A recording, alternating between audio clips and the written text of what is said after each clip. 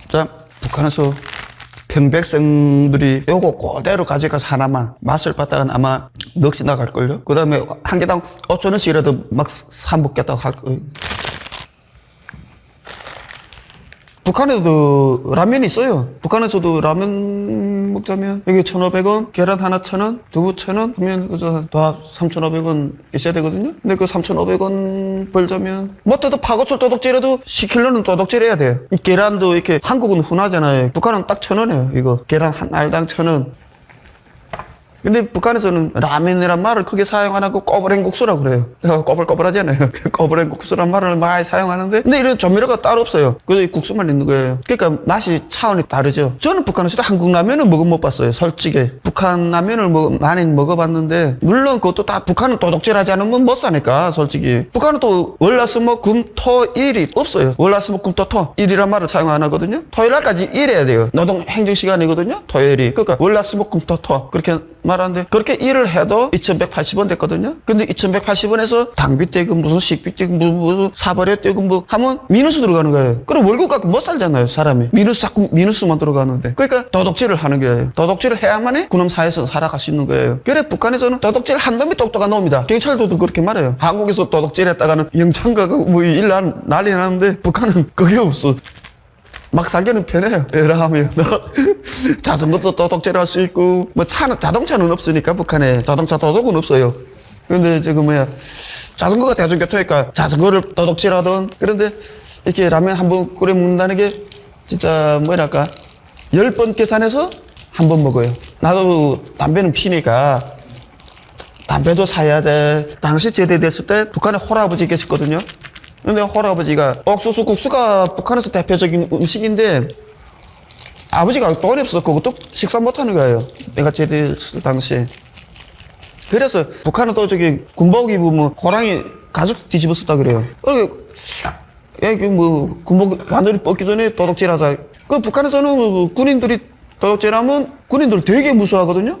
그러니까 도둑질하면 100% 성공이에요. 북한은. 그래 나도 꽃만 제대했을 때 배추도 도둑질 해보고 고철도 도둑질 해보고 다 해봤는데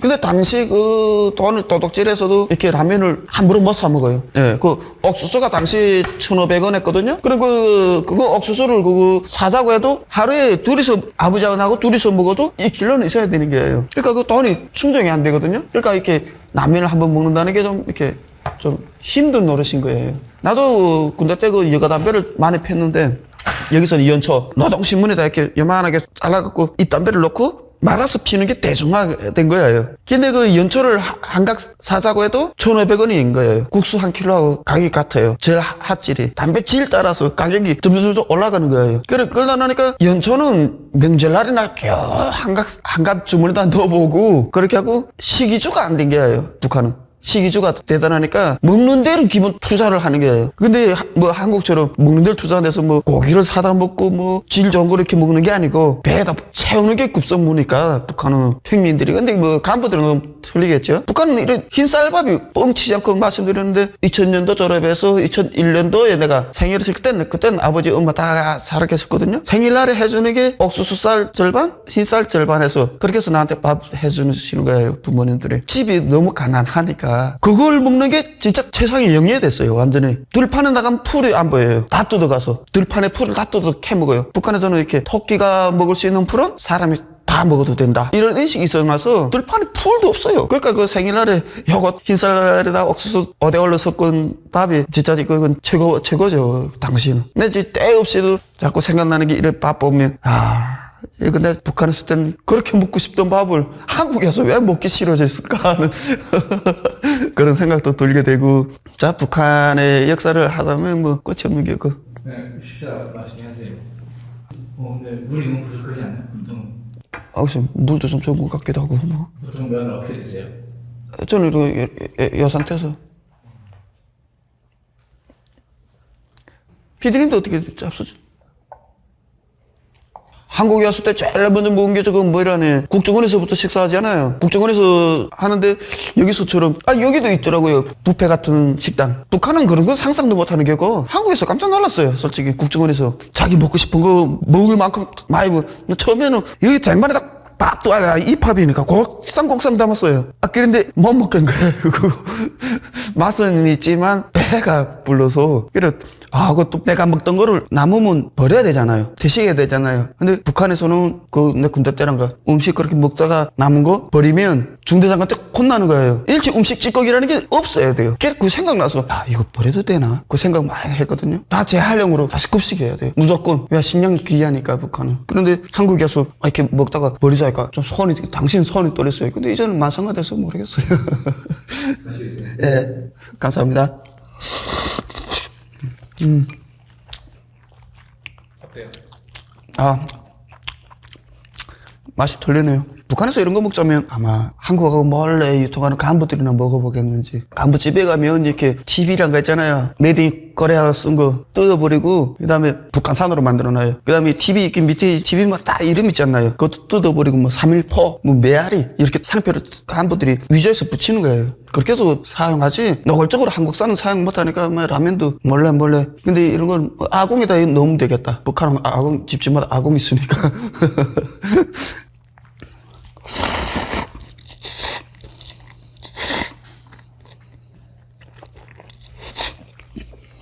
진짜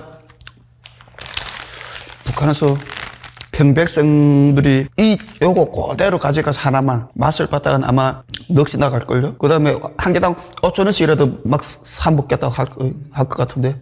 지금은 북한의 라면 가격이 얼마는지는 모르겠는데, 내가 당시에는 1,500원 했으니까, 그때 당시로 생각하면 5,000원이라도 사먹을 것 같은데. 북한 사람들 다 매운 거 다 좋아해요. 싫어하는 사람이 없어요. 매운 거 다 좋아하는데, 북한 라면은 맵지 않는 거예요. 이렇게 북한에 가면 이렇게 야외에서 이렇게 천막처럼 이렇게 탁 쳐놓고 소리, 콕스 난로 피워놓고 음식 끓여주는 매래가 많거든요. 내가 돼지고기 100g, 북한은 돼지고기 100g도 팔아요. 100g 사가지고 가서 이거 좀 끓여주셔야 하고, 그 다음에 뭐 계란 추가요, 무슨 두부 추가요 하고 그렇게 하면 끓여주거든요. 근데 라면하고 계란하고 두부는 그 매대에서 딱 구매해야 되거든요. 그 다음에 끓여주는 값이 있거든요. 콕수값. 그 다음에 라면을 추가하는 경우는 또 라면 또 돈, 그러니까 그런 데 들어가면 어쨌든 돈이 좀 어지간히 있어야 들어가게 되거든요. 정 없으면 들어가서 두부 한 모래도, 두부도 원래 날두부는 1,000원인데 끓여주면 1,500원 되거든요. 왜 1,500원이냐? 거기 좀 맵게 해달라면 고춧가루 들어가잖아요. 고춧가루 그 다음에 미연 들어가잖아요. 기름 숟가락 조금 넣거든요. 기름도. 그게 500원 또 플러스 되거든요. 그러니까 북한 백성들이 라면을 크게 먹으려고 못해요. 솔직히. 근데 한국에 와서는 너무 많이 먹어서 일어나. 먹기가 좀 싫어질 때도 있고. 근데 맛은 지금도 생각하면 한국산하고 북한산이 틀려요. 근데 제가 알기로는 북한도 이제 뭐 식료품이 발전했다 하는데 아직 라면 대해서는 잘 모르겠어요. 북한도.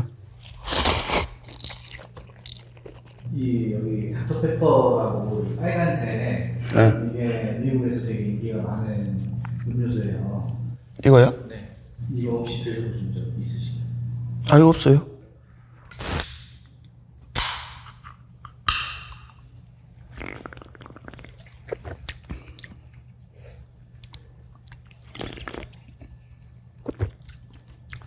향기로운데요? 맛 괜찮으세요? 네. 북한에 있을 땐 이런 거는 못 마셔보고, 북한도 뭐 제 나름의 사이다라는 게 있어요. 사이다 음료도 팔고 하는데, 북한에 있을 때 이렇게 음료를 마시고 싶으면 우리 소다 있잖아요. 물을 뭐 병에다가 이마에 탔다면 얘가 소다를 먼저 넣어요. 한 반 숟가락 정도. 그 다음에 식초를 넣어요. 그 다음에 사카린 먼저 넣어요. 그 다음에 이 병을 이렇게 딱 봉인하는 거예요. 그렇게 하면 그 소다하고 식초 합치면 둘이 융합돼서 와 거품 밀면 불어요. 그 다음에 그거 한 10분, 15분 있다가 뚜껑이 뭐 픽 하고 제법 소리 잘 나요.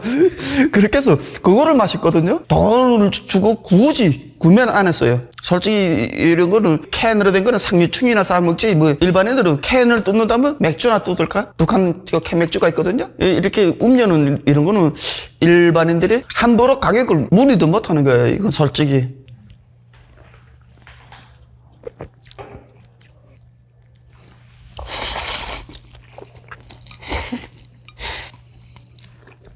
군 생활 전에는 중학교 3학년까지는 학교 다닌 것 같아요. 그때가 97년도 됐거든요. 북한이 정확히 95년도부터 권한행군 시작했거든요. 김일성이 사망한 다음에. 김일성이가 94년 7월에 사망했거든요. 그러다니까 집에는 먹을 게 거의 없지 않나요? 제 가방에다가도 나설 하나 있고 산에 올라가는 거예요. 산에도 풀은 없어요. 다 뜯어가서. 그러다 나니까 소나무 성기를 뺏긴 거예요. 성기를 뺏겨서 가방에다 넣고 뭐 그다음 뭐 집에 와서 빨래 방치 같은 거 두드려서 그다음에 물에다 울고서 그렇게 해서 그 준비해 갖고 그렇게 해서 꼬장떡을 해 먹었어요. 근데 그게 되게 쓰거든요. 그래도 성기라는 게. 근데 배고프니까 할 수 없이 그거라도 뭐 솔직히 분꽃이라고 아시는지 뭐 그것도 우리 할머니가 계셨는데 분꽃 입장에도 다 뜯어 그 독이 있거든요. 그것도 다 데치서 막 매야 먹고 그랬거든요. 학교는 그러다니까 못 나가고 그다음에 2002년도에 내가 군대 입대하게 됐죠. 근데 당시는 키가 되게 작았어요. 2000년도 졸업했는데 졸업하자마자 원래 군대 나가야 되거든요. 근데 키가 작아서 안 된 거예요. 그때 내가 146 됐나? 키가 되게 작았어요. 그러다가 2002년도에 키가 조금 큰 것 같아요. 그래서 학교 그 먹었어요. 근데 북한은 당시 심리 상태가 군대 나가겠다. 그건 우무제니까 군대 나가서 사람 되겠다고 소리. 그런 인식을 많이 가지거든요. 그래서 나도 군대 솔직히 나가고 싶어 했어요. 군대 나간 날에는 그 기차 역전 열차를 하나 물려요. 군인 이렇게 입대잘로 북한에서 그 딱 그 철저하게 열차 한 대를 물려줘요. 근데 그 이틀간인지 3일간인지 그건 몰라고 그러지. 청진에서 평성까지 딱 가는데 그게 그다음 평성에서 각 도로 다 흩어지거든요. 그날 그 입대하는 날 보니까 역전이 무슨 뭐 대통령이 죽어도 그렇게는 안 울겠는데 다 울어요. 그 부모 마중 나오는 부모님들이 아들을 이렇게 군대 내보내는데 자식과 10년 동안 강제로 헤어져야 되잖아요. 근데 의무적이니까 내는 보내야 되고 무조건 군대는 입대 보내야 되고 10년 동안 못 만난다는 이런 슬픔이 있을 것 같아요. 그 울음받아 되고 완전히. 그런데 나는 당시 그랬어요. 아니 막 아들이 죽으려가나 왜 다 우나 하면서 그랬던데 아버지가 당시 야 너도 앞으로 커서 bun거 돼봐라. 그때는 무슨 소린가 했어요.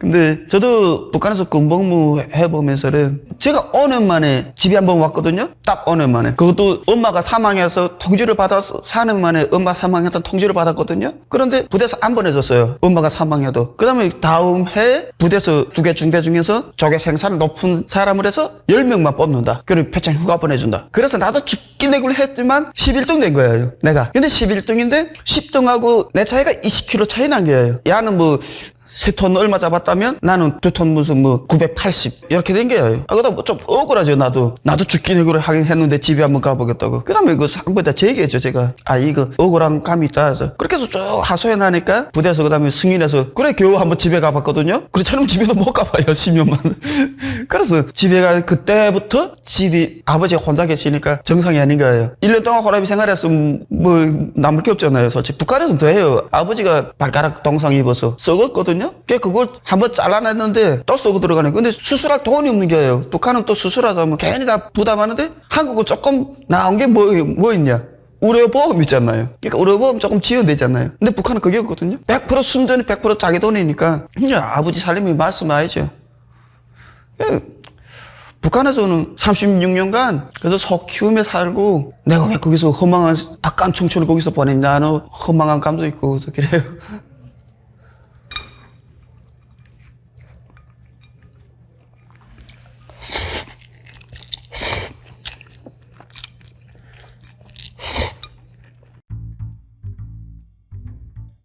푸짐하게 보이니까 좀 끓으면 이제 스프 넣고 뭔가 이렇게 앉아있으니까 펜션 온 느낌인데 캠핑. 북한 장마당이 활성화되면서 남한 상품들이 많이 들어왔어요. 근데 불법이거든요. 근데 웃기는 게 이런 당 간부들은 이거를 먹어요. 일반 사람들이 먹으면 통제를 하고 자기네는 먹어도 되는. 근데 굉장히 비싸고 사치일 수도 있어요. 사치. 일반인들은 이걸 상상도 할 수 없을걸요. 이거 먹는 거를. 만약에 단속에 걸리면 그것도 만약에 우리 집이 좀 돈이 있다. 그러면은 바로 풀려나고요. 돈이 없으면 어떤 사람들은 이제 벌금을 내고 끝나고 어떤 사람들은 그래도 뭐 단련대 이런 데도 갈 수가 있어요. 어떻게 보면 북한 땅은 진짜 돈만 있으면 이제 물질 만능의 세상. 계란은 이제 북한에서 그 학교에 나가면 운동회 같은 데 나가요. 그럼 배낭 메고 막 가거든요. 도시락을 싸는데 그때 이제 삶은 계란을 정말 무슨 특별한 날이나 이럴 때나 이제 계란을 좀 먹는 기회가 생기고 그래요. 대부분 그래도 계란 정도는 먹어요. 그 정도까지 열악하다 하시면 정말 열악하신 거죠. 상황이. 계층이 총 3가지로 나누어져 있잖아요. 뭐 핵심 계층, 기본 계층, 적대 계층이 있는데 적대계층은 일단 좀 반동분자, 이런 남조선 물품 팔다가 걸린 사람들도 이제 적대계층으로 내려갈 수 있고요. 우리 집 또한 이제 뭔가 핵심 계층이었는데 태국기를 흔들어가지고 이제 완전 적대계층으로 내려갔어요. 그래서 저기 아오지 탄강 다들 들어보셨을 텐데 거기다 다 추방 보내고 이렇게 하거든요, 시골로. 제가 그 세상에 태어나기 전 일이었어요. 그래서 저는 태어날 때부터 적대계층으로 태어난 거죠.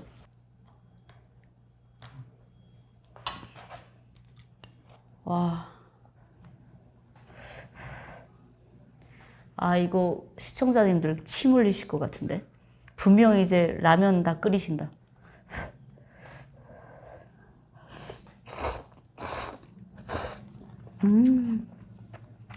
누가 끓였는지 참 맛있네.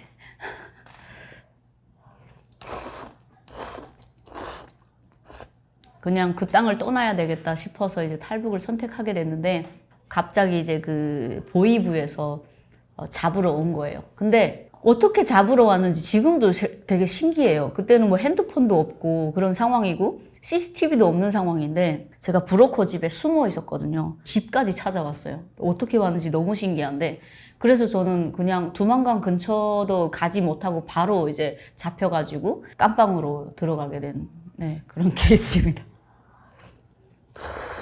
2006년도부터 이제 어린아이들도 감옥에 가게끔 법에 허락이 되어 있었어요. 그래서 그때 딱 2006년도였거든요. 감옥살이를 11살에 하게 되었었어요.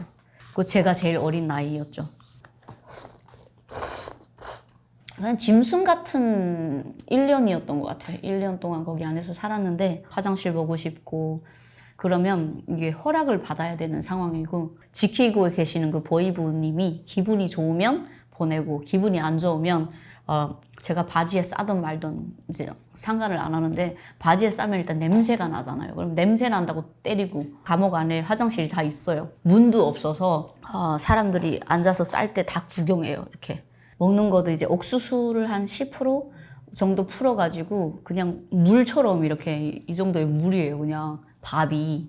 근데 거기에 이제 야채도 없고 소금도 거의 간이 안 되어 있어서 한 달만 먹으면 영양실조 걸리거든요. 대부분 이제 친척들이 면회를 와요. 북한에 그 속도전 떡이라고 있는데 그 가루를 갖다가 주면은 그걸로 해서 이제 영양 보충을 하거든요. 근데 저는 누구도 찾아오는 사람이 없어요. 1년 동안 면회 오는 친척도 없고. 지금 생각해보면 어렸으니까 이제 에너지 소비가 좀 더 어르신들보다 더 적잖아요. 신진대사가. 그래서 살아남지 않았나 싶어요. 움직일 수도 없고.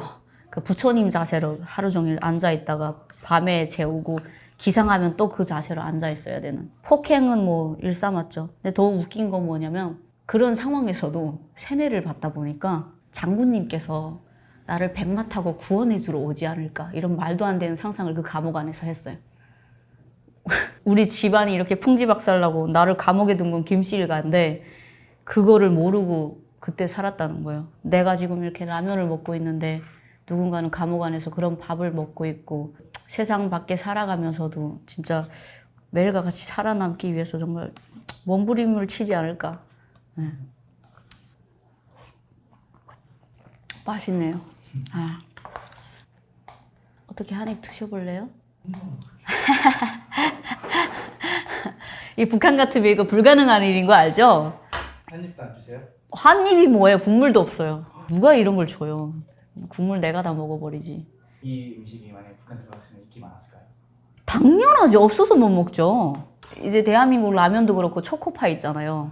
초코파이도 굉장히 인기가 많거든요. 그러면 그때 당시에 이제 개성공단인가? 한국 분들이 초코파이를 갖다 줘요. 그러면 그걸 아꼈다가 장마당에 나가서 팔아요. 북한에 가져가면은 이거 한 3배의 가격을 받아도 팔릴 것 같아요. 네. 젓가락. 한국식 젓가락. 국물 더 드릴까요? 네, 맛있게 드세요.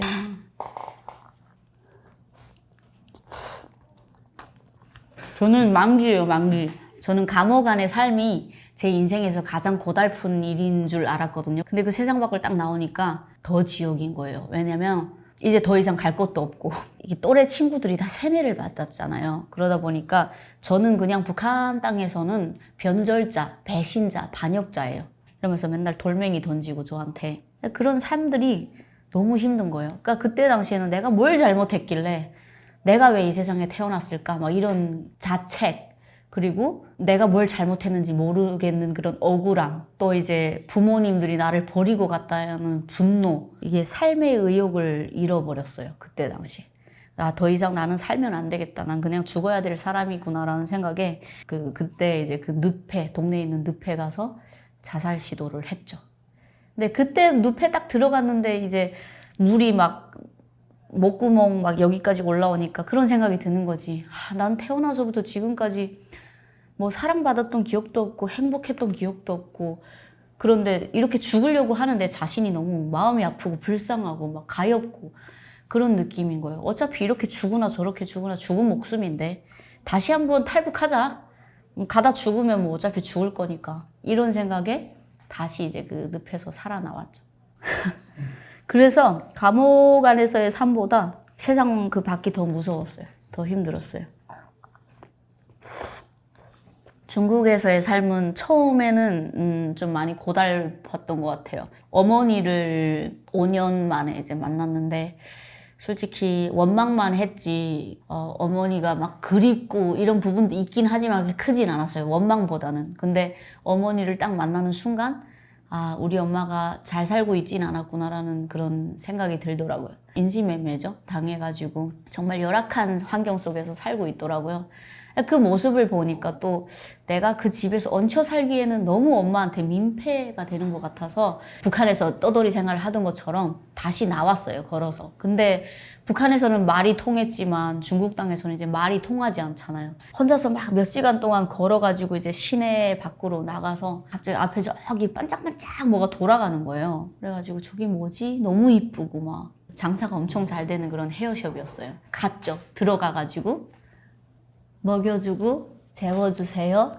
일을 해드리겠습니다. 이렇게 이제 말이 안 되니까 그렇게 행동을 했어요. 그때부터 거기서 머리 씻고 염색하는 거 도와주고 혼자서 이제 그 바닥에다가 이불 피고 자고 3개월 일하니까 한국 돈 6만 원 정도를 주더라고요. 첫 월급이었지. 어머니한테 갖다 줘야 되겠다는 생각이 또 그때 있었어요. 왜냐면 엄마가 사는 상황이 또 열악하다 보니까 또 어머니 옷 사드리고, 그리고 나는 완전 그 거지 같은 옷을 하나 걸친 거 다 하고 냄새나는 아이였어요. 냄새나는 옷. 근데 메이크업도 안 하고 했는데 피부가 엄청 좋았어요. 그 손님이 저를 보고 나서 너 피부 미용 배워보지 않을래? 그분 따라서 가서 피부 미용을 같이 배우기 시작하고 나중에 이제 중국인 신분을 갖게 되면서 그때부터 이제 언어가 통하고 막 이제 내세장 같고 너 어디서 왔냐? 그러면 나 한국에서 왔어요. 이렇게 얘기를 하죠. 왜냐면 북한에서 왔다고 하면 또 잡아갈 수 있으니까. 그리고 누구도 못 믿었어요. 나는 나를 지켜야 된다라는 그런 의지가 강해서 북한에서 왔다는 거는 지금도 제 친구들은 모르고 있어요. 저는 그냥 한국 사람인 줄 알아요. 한국에서 왔다고 하니까 갑자기 대접이 달라지는 거예요. 한국 뭐 연예인 봤냐? 김희선인가? 그분을 봤냐? 막 그러고. 그럼 뻥 까고 봤다. 네, 그 강남스타일 노래가 나오면은 야, 너 강남에 가봤냐? 이렇게 얘기를 해요. 그러면 가봤다. 그러면 어디 있는데? 그러면 저기 어디 시골에 강남이라는 곳이 있는데 거기 가면은 부자들이 엄청 많아. 이렇게 얘기를 했는데 제가 탈북하고 한국에 와보니까 강남이 서울 안에 있는 거예요. 정말 그렇게 구라 까고 다녔어요. 예전에 살았던 그 고통스러움은 다 까먹고 그냥 내가 잘나서 지금이 잘 나가는 거라는 그런 자만? 맨날 이제 언니들 따라서 클럽 가서 놀고 맨날 이제 사치 부리고 이제 명품에 꽂혀가지고 맨날 월급 타면 머리끝부터 발끝까지 하나씩 이제 사기 시작하고, 그러니까 남의 시선, 남의 관점 이런 걸 굉장히 중요하게 생각을 했었어요. 저희 어머니가 이제 한국 가겠다고 연락이 온 거죠. 그래서 어머니 가세요. 저는 여기서 너무 좋습니다. 그렇게 했는데 2달 동안 연락이 안 되더라고요. 안 되겠다. 내가 직접 한국에 가서 엄마를 찾아야 되겠다 해가지고 그 중국인 신분이 있으니까 제주도로 이제 그 비행기 표를 바로 끊고 회사에다 사직서 내고 바로 넘어왔죠. 그렇게 해서 한국에 남게 된 거죠. 근데 한국에 와서는 제가 많이 성향도 바뀌고 가치관도 바뀌고 나를 찾게 된 그런 케이스예요. 나를 찾게 된. 그리고 또 나를 좀 사랑하게 되고 나를 좀 아끼게 되는 한국에 와서 그런 거를 지금은 이제 사소한 것에 좀 감사하면서 살려고 노력하고 지금은 열심히 행복하게 지금 라면도 이렇게 마음껏 3개씩 끓여가면서 네, 살고 있습니다. 먹어가면서. 네. 부모님들을 한국에서 다 만났잖아요. 엄마도 만나고 아버지도 나중에 이제 전화가 국정원에서 전화 와가지고 아버지가 한국 도착했다. 어렸을 때 그토록 원했던 부모님들이 이제 성인이 돼서 다 만나게 된 거잖아요. 근데 행복할 줄 알았죠. 근데 이제 그렇지는 않더라고요. 부모님들을 보면서 예전에 받았던 그 상처들이 하나둘씩 이제 쌓아오르기 시작하는 거예요. 떠오르기 시작하고. 그러면서 이제 화병증 걸리고 우울증 걸리고 좀 많이 힘들었어요. 그렇게 하다가 이제 종교라는 걸 접하게 되면서 나 자신을 바라보게 됐지. 그러니까 나는 나인 거지. 너는 뭐 아무리 취장을 하고 아무리 화려하게 널 꾸며놔도 그냥 너는 너야. 너가 너를 보호할 수 있고 너가 너를 책임질 수 있는. 그리고 나를 안아주는 거 많이 했어요. 이렇게 안아주고 고생했다. 그래 너는 사랑받을 자격이 있다. 너는 세상에서 제일 이쁘다. 이러면서 혼자서 이렇게 위로해주고 치유해주고 이렇게. 어느 날 이제 소화가 안 돼가지고 이제 공기를 빼야 되는데 방구가 안 나와가지고 방구를 꼈어요. 기특해 잘했어 이렇게. 그러니까 혼자 셀프 칭찬을 좀 많이 하기 시작하더라고요. 예. 누가 보면 좀 많이 아파 보이긴 한데 그렇습니다.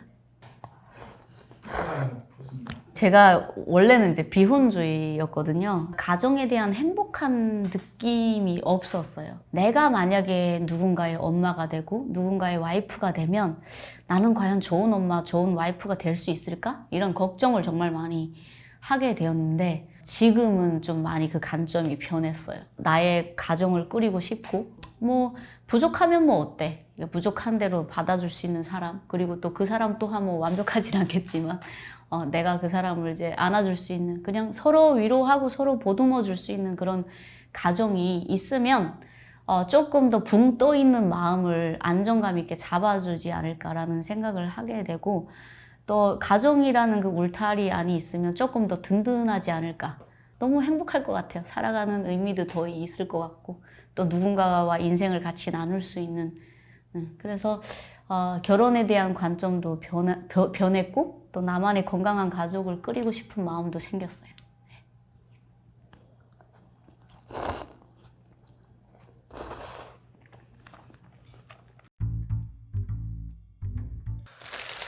저는 2016년 9월 18일 서해 해상으로 왔죠.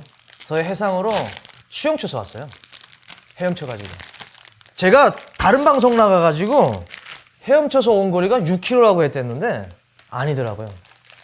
제가 잘못 알고 있었습니다. 23km더라고요. 우리나라 하도 발전되다 나니까 구글 어스 가지고 제가 왔던 경로 봤어요. 23km더라고요. 나도 몰랐어요. 바다는 바다예요. 제가 강하고 헛갈려가지고 했는데 바다는 파도 때문에 확실히 수영치기가 좀 어렵더라고요. 뭐 마음가짐이라는 것보다도 뭐 대한민국으로 가서 이제 살자라고 제 친구하고 이야기한 다음에 이제 출발을 했을 때는 그냥 오직 살아서 가자. 그리고 솔직히 말씀드리면 후회도 했습니다. 괜히 일로 들어왔구나. 힘들어서. 아니 헤엄을 치면서 오는데 그 강화도 말도 해병대가 있거든요. 우리 대한민국 국기를 향해서 출발을 했는데 1시간이 넘어도 2시간이 넘어도 그냥 그 자리만 보이는 거예요. 그때 좀 후회했어요. 잘못 왔구나. 이러다가 물고기밥이 되겠는데 하는 생각도 했고. 제 친구는 오다가 그랬어요.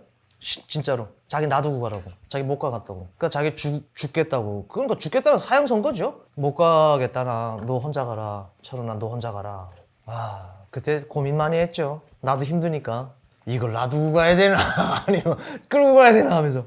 그때가 한 수영 친 시간이 한 5시간 6시간 됐을 때니까 그게 한 6시간 7시간 정도 수영을 쳤을 때 땅에 발 대고 싶은 거예요. 힘드니까. 그래서 한번 서봤어요. 그러니까 끝도 없이 쭉 내려가는 거예요. 그 다음에 올라와가지고 훅 하는데 또 파도가 치고 하는데 그때 딱 느낀 게 뭐냐면 아 이거 죽겠구나 하는 생각이 들더라고요. 진짜 저 지금 대한민국에서 바다에 한 번도 안 갔거든요. 가긴 갔지만 들어가서 이제 해수욕장 가서 막 수영 치잖아요. 헤엄 한 번도 안 쳤어요. 그 트라우마 때문에 벌써 딱 들어가면 심장이 벌렁벌렁해요. 제가 강원도 원산 항보이부에 있으면서 우리나라뿐만이 아니고 해외 다른 나라 사람들도 많이 만났어요. 항보위부에 있다라니까. 그러면서 이제 이거 이런 세계가 있구나라는 걸 그때 새롭게 알게 됐고, 북한에서 교육하는 거하고 너무 다른 거예요. 이 사람들 말하는 게. 그러면서 새로운 세계를 알게 된 것 같아요. 그런 찰나에 대한민국 이제 TV를 많이 보다 나니까 그때는 이제 부정적인 생각보다도 대한민국에 대한 동경심이 많아진 거예요. 저런 나라도 있구나. 저기 가서 살고 싶다라는 생각을 많이 했죠. 아무리 보위부에 있다고 해도 다르니까. 그 생각을 하고 있던 찰나에 2016년 그 박근혜 대통령님 있잖아요. 그 대통령님 광복절 축사를 집에서 이제 TV로 보게 된 거예요. 북한의 이제 비핵화 문제라든지 그런 거 나오다가 북한 주민들에게 북한 동포들 새로운 길은 열려 있다. 자유 대한민국으로 찾아오라 이런 액션을 취하는 거예요. 그래서 쫙 돌아온 거죠. 야, 대통령이 오라는데 가야 되겠다 이렇게 된 거지. 그래서 이거는 뭐 여야를 떠나서 대통령의 이 말 한마디가 진짜 중요해요. 그 말 한마디에 그냥 사람의 인생도 바뀌고 제 인생 터닝 포인트가 거기서 시작된 거예요. 그래서 제 친구한테 찾아가서 가자고 그랬고 원래 한국으로 가야 되겠다라는 생각을 했었거든요. 근데 이제 오는 루트가 사실은 그렇게 되지 않고 저는 보위부에 있었기 때문에 그 해외 대사관들 그 나가잖아요. 그러면 그때 보위부도 나가거든요. 안전요원으로. 그때 저도 이제 그렇게 나가가지고 그 다른 나라에서 이제 한국으로 가겠다고 이제 한국 대사관 가서 망명을 해가지고 이제 뭐 올 생각을 했었는데 그 대통령이 그렇게 연설을 하는 바람에 생각지 않게 빨리 오게 된 거죠.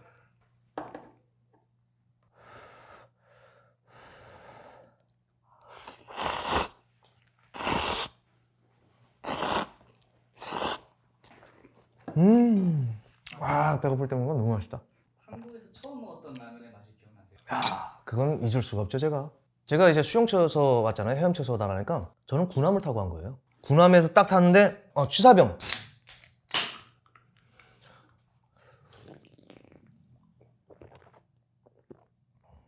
이건 뭐예요? 마운틴듀라고 미국에서 좀 인기 많은. 그래 괜찮은데요? 그때 취사병이 라면을 끓여준 거예요.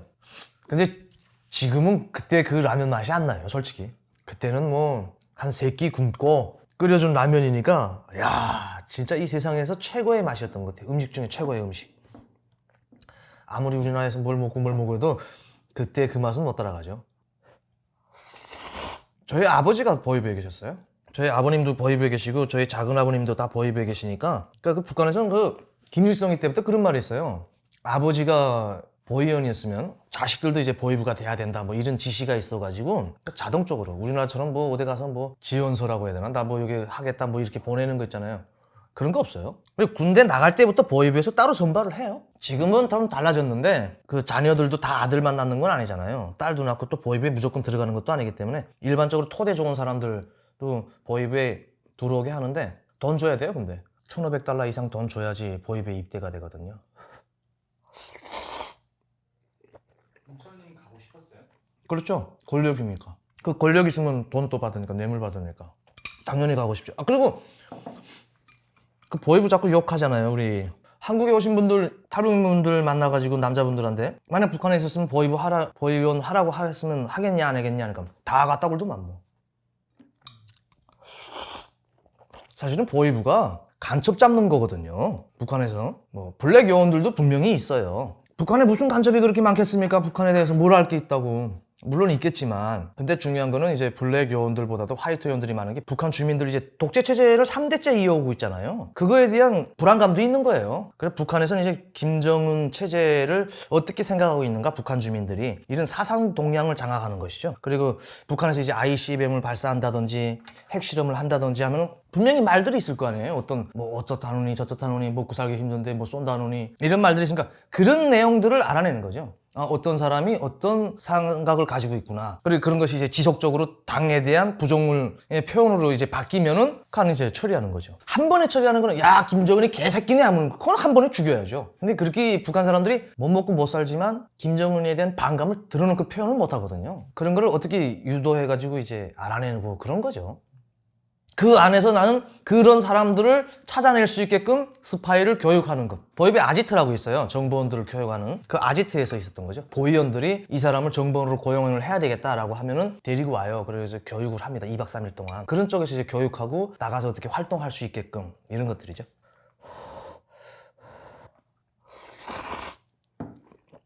영상 자료들 교육이죠. 기본 그게 많아요. 국가보훈성에서 내려온 교육 영상 자료들, 정보원 활동을 어떻게 해야 되는가라는 이런 영상 자료들이 있는데 거기도 또 미국이 안 나오진 않아요. 또 미국이 나와요.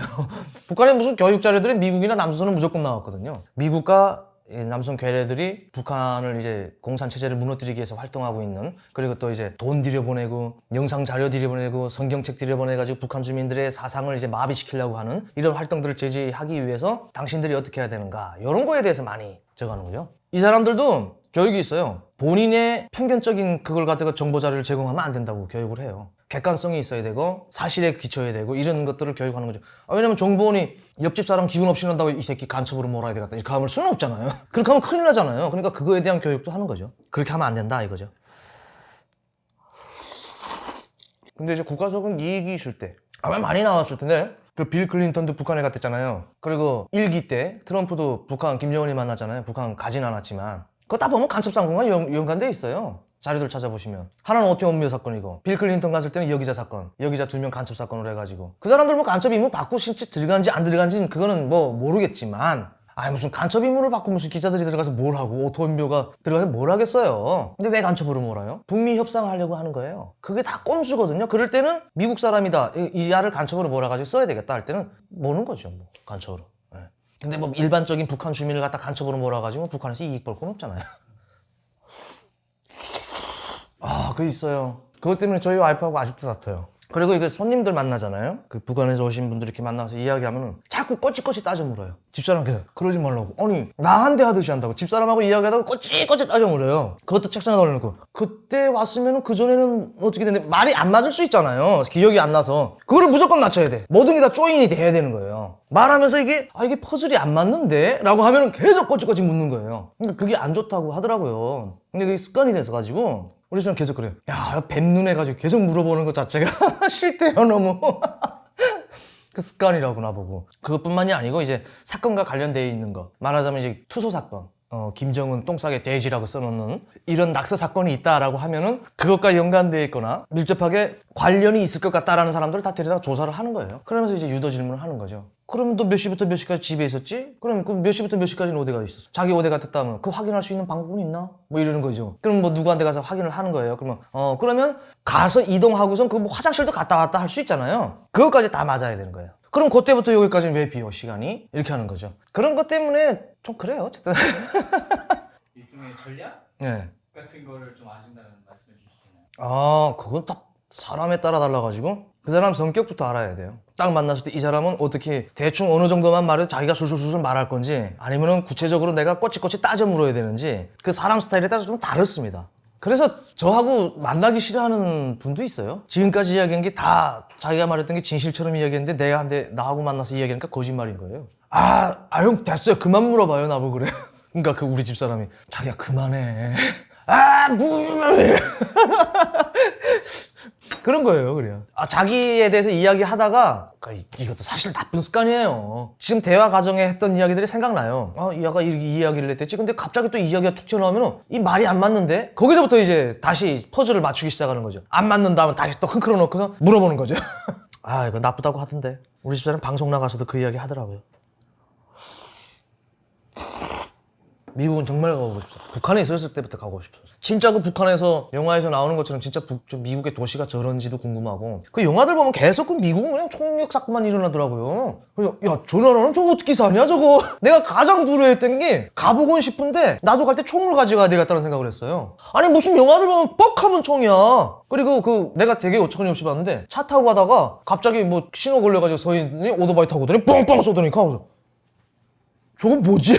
아니 어떤 나라길래 도대체 이러냐. 그냥 가보고 싶었어요. 그리고 북한에 있을 때도 알았지만 미국 국기가 별이 있잖아요. 뭐 전쟁에서 이긴 그거 개수만큼 뭐 별의 개수래요. 북한에서 있을 때. 근데 그거 진짜인지 거짓말인지 모르겠지만 자기네가 전쟁 참가해가지고 이긴 것만큼 별이 있다고 하더라고요. 전쟁을 어느 정도로 한 거야 저거? 그게 궁금했어요. 그리고 북한 군인들 배, 탱크, 그리고 무기고에 들어가 보세요. 다 뭐라고 써있나? 조선인민의 철천지에서 미제 침략자들을 소멸하자라고 다 써있어요. 모든 구호들에. 그러니까 도대체 이게 뭐 미국이 어떤 건지 되게 궁금한 거예요. 그래서 가보고 싶었던 거죠. 그리고 자유의 여신상 그것 때문에 그렇게 저거 하면서 자유를 부르짖는 게 바로 미국이다라고 했으니까 뭐 자유의 여신상 턱 뭐 이렇게 하고 있잖아요. 그것도 되게 궁금했어요. 미국 사람들이 저렇게 진짜 악랄한가? 난 그게 궁금했어요, 진짜로. 저는 지금도 만약에 미국을 가보고 싶다면 제일 가보고 싶은 것들이 자유의 여신상 말고도 또 뭐가 있나요? 백악관? 아무래도 거기 뭐 미 합중국의 최고 지도자가 있는 것 아니겠습니까? 한번 가보고 싶죠, 거기도. 뭐 미국은 제가 제일 가보고 싶은 건 또 그것도 있어요. 그 뭐죠? 무슨 빌딩이죠? 그 비행기. 월드 트레이드 센터. 네, 맞아. 그 북한에서부터 알았거든요. 그거 거기도 한번 가보고 싶고. 저는 뭐 북한에 있었을 때 거기 뭐 자유를 위해서 거기 들이받은 거로 알고 있거든요. 북한에서 그렇게 얘기했으니까 자유를 위해서 그 빈 라덴이죠. 빈 라덴이 자유를 달라고 하면 미국의 그 책동에 참지 못하고 자유를 갈망하면서 들이받았다고 해가지고 그게 아닌데. 그리고 거기에 숱한 사상자를 냈잖아요. 전쟁보다 더 많은 사상자. 되게 그래서 좀 한국에 와서 느낀 건데 가슴 아프더라고요. 내가 너무 모르고 있었고 잘 됐다고 했댔으니까 그때는. 그러니까 북한 사람들이 몰라서 그러는 거지 알고 나면은 야 진짜 그거에 대한 죄책감도 느낄 거고 북한에서 이 거짓 선동에 아마 확실히 뗄걸요. 아야.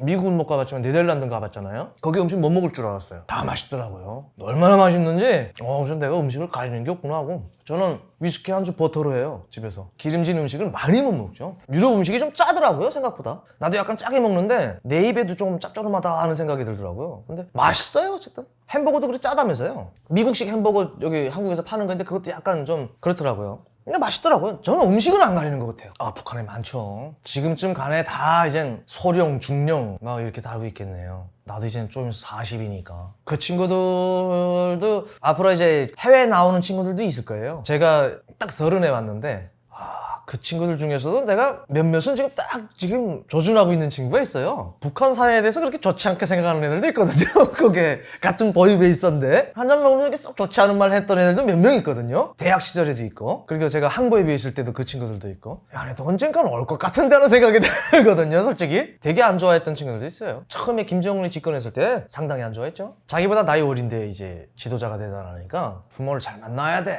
그러니까 직접적으로 말 못하고 부모 잘 만나니까 야 뭐 나왔지 후계자로 나온 지 얼마 안 됐는데 애비 죽으니까 바로 그냥 지도자가 되니까 부모 잘 만나야 돼 뭐 이랬는데 보이베에서는 김일성, 김정일, 김정은을 이름을 안 불러요. 방침 침투할 때만 부르고 보고하거나 이럴 때는 다 은어를 쓰거든요. 우리나라는 모르겠지만 아니다. 우리나라는 뭐 내가 와서 충격받은 건 무슨 뭐 그냥 막 박근혜, 문재인, 새끼, 갓나 막 그러던데 뭐 그거 뭐 은어 쓸 필요가 없겠다. 북한은 그렇게 하면 안 되니까 은어를 써요. 김정은 뭐 7번, 뭐 김정일 8번, 김일성 9번 뭐 이렇게 은어가 있어가지고 7번 동지 뭐 8번 동지 이렇게끔 이제 사업 보고를 하는데 우리나라에 오니까 뭐 그런 건 없죠. 뭐 그냥 뭐 갓나 새끼 그냥 막 다 붙이더라. 그래서 야 이 자유가 좀 좋구나 야. 그러면 친척들은 다 한국에 내려오신 거예요? 친척이 없어요. 저 엄마 혼자 있어요. 엄마 혼자 북한에 있고 그래서 그 친구놈들이 잘 봐주겠죠. 아마 잘 봐주진 못할 거예요. 왜냐면 보이브에 있던 놈이 이제 한국에 갔으니까 제가 한국에 온 거를 북한에서 강의를 했더라고요. 그것도 제가 후에 알았는데 그 황해도 지역에서 탈북하신 분들이 와가지고 저 만나고선 이야기 하더라고요. 그 보이온 하던 게 이제 한국으로 친구하고 헤엄쳐서 갔다라고 이제 강의를 했대요. 그리고 한 몇 년 있다가 저희 엄마 사진을 제가 받았어요. 원래 살던 곳에서 잘 살고 계시더라고요. 근데 보이브 새끼들도 있고 하던데. 다행히 안전하신. 뭐 신변에는 다른 문제가 없더라고요. 그리고 북한에서는 이제 아들이 도망쳤으면 아빠가 문제가 되지 엄마 여자 쪽으로는 조금 괜찮습니다. 가끔 그런 생각이 들어요. 한국 말고 다른 나라 가서 살까 하는 생각도 들어요. 간다고 하면은 난 미국 갈 것 같아요. 내 조국인 대한민국도 좋아하지만 나는 항상 얘기하는 게 내 고향은 북한이고 내 조국은 대한민국이라고 하는데 미국을 내가 왜 좋아하냐면요. 자기 국민을 지키고 그 어떤 무슨 일이 있어도 무조건 데리고 오고 그거 너무 멋있더라고요.